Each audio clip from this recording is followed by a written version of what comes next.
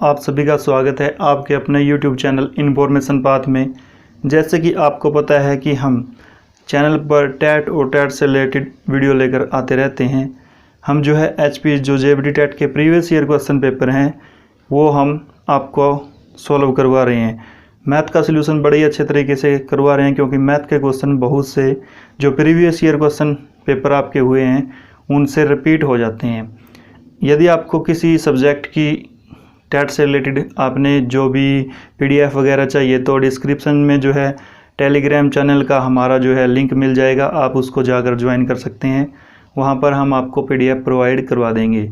तो हम जो है मैथ के क्वेश्चन कर रहे हैं। आज की जो हमारी क्लास होगी वो HP JBT टैट जो 11/9/2016 को हुआ था उसका मैथ का सोल्यूशन करेंगे हम बड़े ही आसान तरीके से और बड़े ही अच्छे तरीके से। यदि आपको वीडियो अच्छी लगे तो आपने लाइक करना है, अपने फ्रेंड्स के साथ शेयर करना है और चैनल को सब्सक्राइब कर बेल आइकन को ज़रूर दबाना है ताकि आने वाली वीडियो का नोटिफिकेशन आप सभी को ज़रूर मिल जाए। ठीक है, तो चलिए हम क्लास की शुरुआत जो है करते हैं। तो जो है मैथ के क्वेश्चन दो पूर्ण संख्याओं का गुणनफल है। दो पूर्ण संख्याओं का गुणनफल है प्राकृतिक संख्या, पूर्ण संख्या, पूर्णांक या फिर परिमेय संख्या। अब पूर्ण संख्याओं का गुणनफल आपसे पूछा है। देखो पूर्ण संख्याएं क्या होती है, सबसे पहले मैं आपको बताता हूँ। 1 2 3 4 5 6 अप टू इन्फिनिटी तक। ठीक है, ये होगी नेचुरल नंबर यानी कि प्राकृतिक संख्याएं। इनको बोलेंगे प्राकृतिक संख्याएं। ठीक है,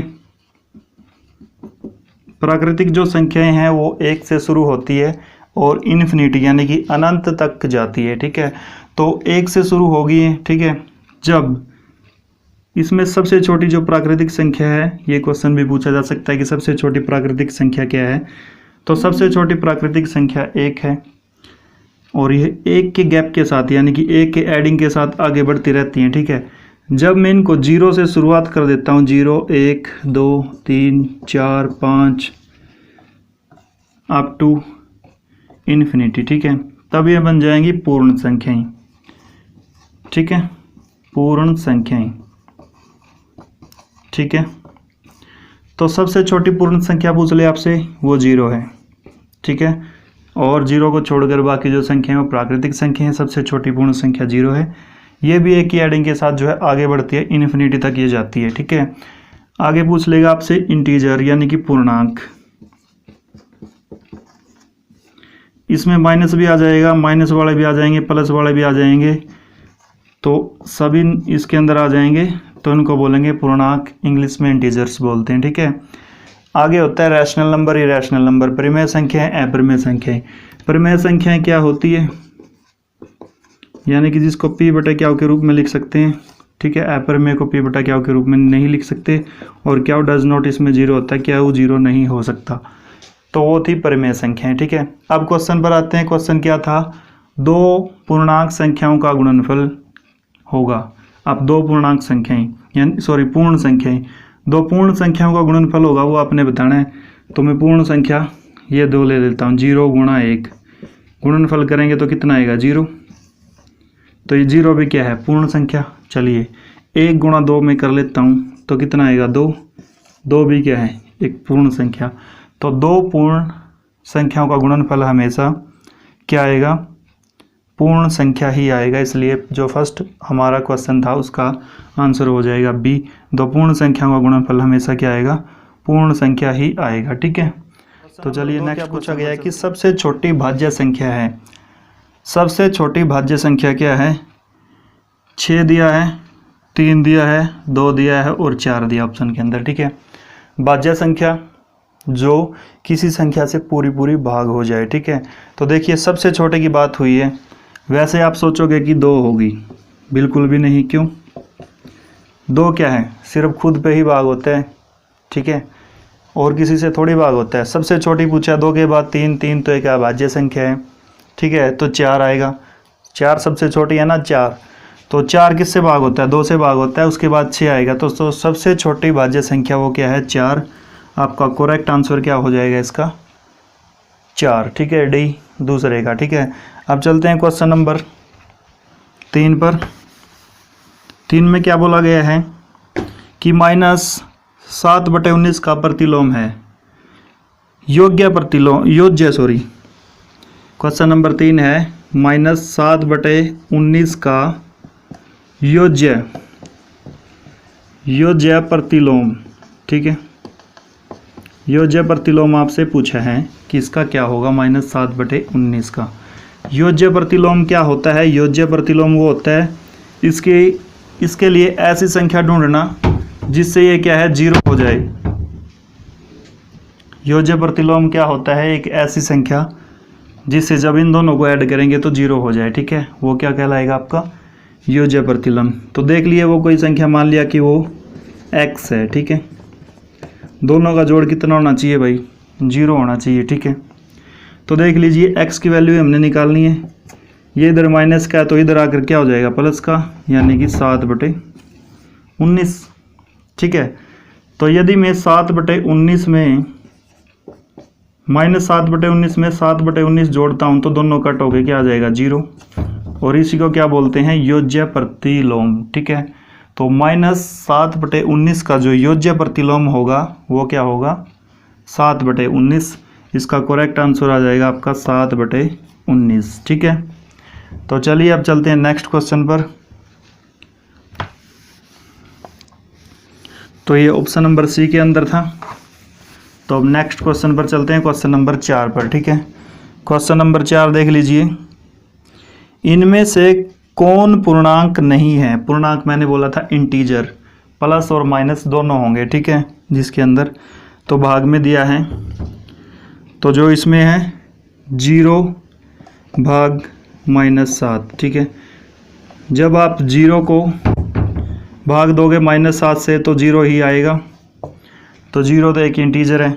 ठीक है, 20 भाग 4 तो ये आ जाएगा -4 है। तो आप इसको करोगे तो 4 पंजे 20, -5 भी क्या है? एक इंटीजर है। उसे आगे है -9 डिवाइड अपॉन 3, तो 3 × 9 -3 भी क्या है? एक इंटीजर है। लास्ट में है -12/5, जो 12/5 हो गया, -12/5 ये क्या होगी आपकी? एक प्रिमेय संख्या, रैशनल नंबर हो गया। तो इसलिए इसका करेक्ट आंसर हो जाएगा, ये क्या है? ये पूर्णांक नहीं है -12/5, क्योंकि ये पूरा डिविजिबल नहीं होगा। ठीक है, तो इसका जो करेक्ट आंसर हो जाएगा 4th का डी। ठीक है, अब चलते हैं 5 पे। क्वेश्चन नंबर 5 देख लीजिए। क्वेश्चन नंबर 5 के अंदर क्या दिया? रोमन पद्धति में लिखना है आपने 98 को। ठीक है, 98 को आपने क्या लिखना है? रोमन पद्धति के अंदर। ठीक है, तो 98 को मैं क्या लिख सकता हूँ? 100 - 10 + 8, यानी कि 100 में से 10 गया 90 और +8 98। ठीक है, 100 को क्या लिखते हैं? C। रोमन पद्धति में 100 को C लिखते हैं। ठीक है, और x को लिखते हैं 10 और 8 को लिखते हैं। ठीक है, लेकिन ऐसा नहीं होगा, ये गलत हो जाएगा। तो देखो 100 है, x जब मैं C से आगे लगा दूंगा, C से पहले लगा दूंगा, यानी कि 100 में से 10 घट गया। ठीक है, यदि x को मैं C के बाद लगाऊंगा फिर एडिंग हो जाएगा, यहाँ पर ये 118 हो जाएगा। ठीक है, तो x में इधर घट गया, यानी कि और साथ में 8 को हम कैसे लिखते हैं?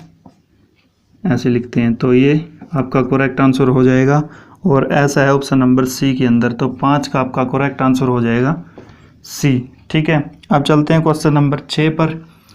क्वेश्चन नंबर 6 देख लीजिए क्या दिया है।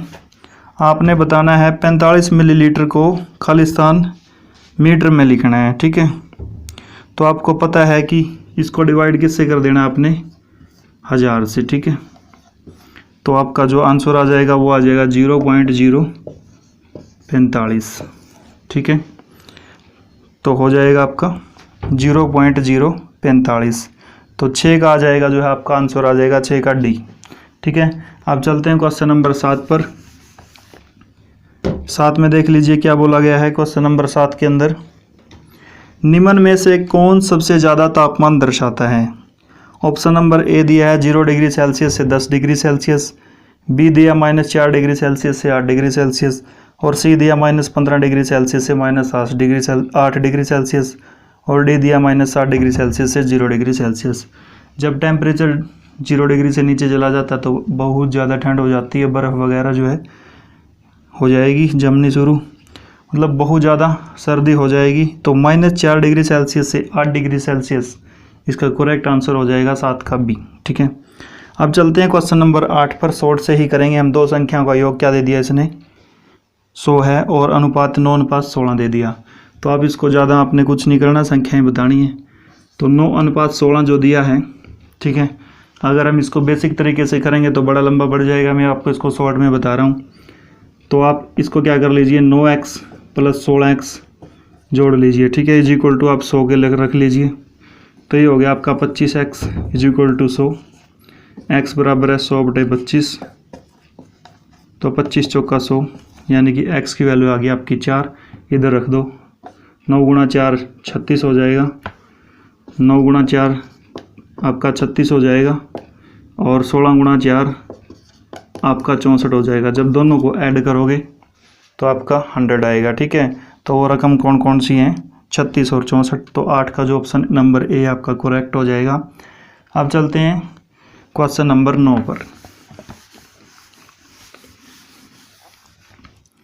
क्वेश्चन नंबर 9 है, वह छोटी से छोटी संख्या ज्ञात करो जो 3, 4 और 5 से विभक्त होने पर 2 शेष छोड़े। ठीक है, तो ऑप्शन नंबर ए क्या दिया आपको, 70, बी दिया है 60, और सी दिया है 62, और डी दिया है 82। ठीक है, 2 शेष बचना चाहिए, और भाग किससे होनी चाहिए, 3, 4 और 5 से। ठीक है, तो आप क्या कर लो, इन कैल्शियम निकाल लो।